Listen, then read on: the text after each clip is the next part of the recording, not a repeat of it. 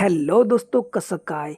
क्या big boss Marathi season 6 काफ़ी बुरी तरह से फ्लॉप हो चुका है? क्या रितेश देशमुख ने भी बीच में ही बिग बॉस को होस्ट करना छोड़ दिया है? क्या अब रितेश की जगह लेने वाले हैं हमारे भाऊजी यानी कि Aadesh Bandekar as a big boss Marathi 6 new host? और अगर सच में आदेश जी आ रहे हैं तो वो इस घर को किस तरह से हैंडल करेंगे और खास करके राखी को किस तरह से टैकल करेंगे? तो चलिए इन सारे मुद्दों पर हम सभी मिलकर अच्छी तरह से डिटेल में चर्चा करते हैं। तो सीधी बात और नो बकवास, शुरू करते हैं आज का अपना वीडियो। तो दोस्तों, एक्चुअली बचपन से ही मुझे बिग बॉस बिल्कुल भी पसंद नहीं था। उसके नाम से मैं बहुत चिढ़ता था, इसलिए मैंने बिग बॉस सीजन 1 से लेकर 18 तक बिल्कुल भी नहीं देखा। लेकिन बिग बॉस का सीजन 19 मुझे अपने गर्लफ्रेंड के लिए खास करके देखना पड़ा, क्योंकि उसका भी एक मेरी तरह यूट्यूब चैनल है। इसीलिए मैं BB19 देखकर कुछ ना कुछ ऐसे अपडेट्स अपनी गर्लफ्रेंड को देता रहता था। लेकिन माँ कसम, मुझे बिग बॉस तो आज भी बिल्कुल भी पसंद नहीं है और ना ही उसमें इंटरेस्ट है। लेकिन वो कहते हैं ना कि अगर हमने किसी से भी सच्चे दिल से प्यार किया तो उसके लिए हमें कुछ भी करने के लिए तैयार रहना ही चाहिए। तो इसीलिए मैंने बिग बॉस अपनी गर्लफ्रेंड के कारण देखना शुरू कर दिया।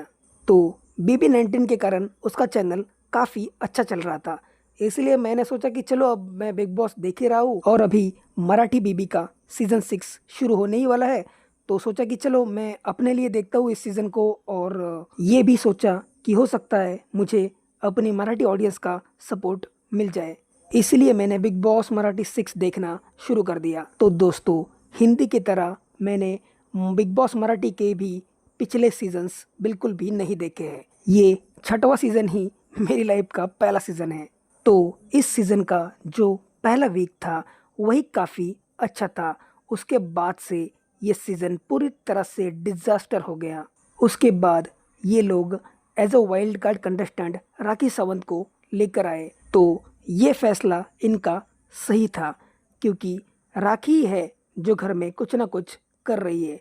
लेकिन बाकी के सारे सदस्य ऐसा लग रहा है कि बिग बॉस के घर में सिर्फ और सिर्फ पिकनिक मनाने आ गए हैं। और ये शर्म की बात है कि इनमें से अभी तक कोई भी कंटेस्टेंट ऑडियंस के दिल पर राज नहीं कर पाया है। फिर ये लोग 3 और वाइल्ड कार्ड सदस्यों को अपने शो पर लेकर आ गए, लेकिन वो तीनों के तीनों वाइल्ड नहीं बल्कि चाइल्ड कार्ड निकल गए। और अब रही बात वीकेंड के वार की, तो हर हफ्ते में एक दिन रितेश देशमुख घर के अंदर आ जाते हैं, लेकिन जब वो किसी की क्लास लगाते हैं तो सिर्फ वो एक ही कंटेस्टेंट पर फोकस करते हैं और बाकी के मुद्दे रितेश एकदम शॉर्ट में निपटा देते हैं। और भी बहुत कुछ इम्पोर्टेंट्स मुद्दे होते हैं, वो भी वीकेंड के वार पर नहीं लिए जाते।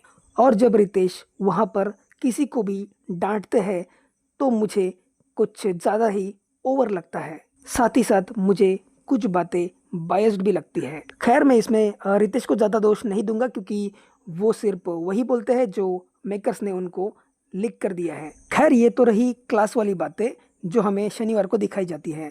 फिर आता है रविवार, जिसे वो लोग कहते हैं संडे फंडे, क्या बोलता है वो। तो वहाँ पर ये लोग सदस्यों से कुछ ऐसे ऐसे टास्क कराते हैं ना कि गाना बजेगा, गाने पे नाचो, फिर रितेश भाऊ डांस करके दिखाएंगे और आपको उनकी कॉपी करनी है। उसके बाद ड्राइंग देखकर गाने पहचानो, फिर बाद में संगीत कुर्सी खेलो।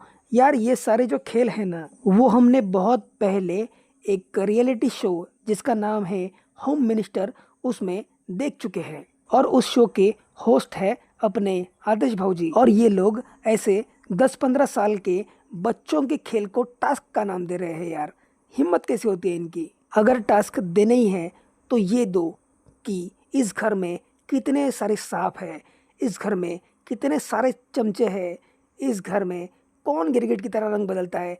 ऐसे ऐसे टास्क दो ना कि जिस टास्क की वजह से झगड़े हो, लफड़े हो, सदस्यों के बीच में बड़े बड़े झगड़े हो जाए। लेकिन फिर भी आप लोगों को इस पूरे सीजन में सिर्फ और सिर्फ खेल ही दिखाने हैं। तो यार, रितेश भाऊ को एज अ होस्ट क्यों साइन किया? भाई, कभी कभी तो मुझे ऐसा लगता है ना कि रितेश खुद ही सोचते होंगे कि इस बार यार क्या बोलूँ जाकर शुक्रवार को मैं, क्योंकि वीक में तो कुछ ऐसा कांड हुआ ही नहीं है। तो मेकर्स उनको बोलते होंगे कि दादा आ जाओ ना यार, क्या दिक्कत है, हम देख लेंगे, थोड़ा सा कुछ लिख के दे देंगे, वो बोल दो, और जानबूझ के किसी को भी डांटो, फिर थोड़ा ऑडियंस खुश रहेगी, बस यही, और कुछ नहीं। लेकिन अगर आप लोगों को इसी तरह के खेल दिखाने हैं, कोई टास्क वीकेंड के वार में दिखाना ही नहीं है, तो यार एक काम करो, रितेश की बजाय आप लोग आदेश भाऊ जी को एज अ होस्ट लेकर आओ यार, क्योंकि आदेश जी के पास इस तरह के और भी बहुत सारे गेम रहेंगे, और वो एज अ संचालक भी अपना रोल काफ़ी अच्छी तरह से निभा सकते हैं। तो दोस्तों, अगर आपने यहाँ तक मेरा वीडियो देखा है तो सॉरी, आप टेंशन मत लेना, क्योंकि बिग बॉस मराठी 6 को रितेश भाऊ ही होस्ट करने वाले हैं।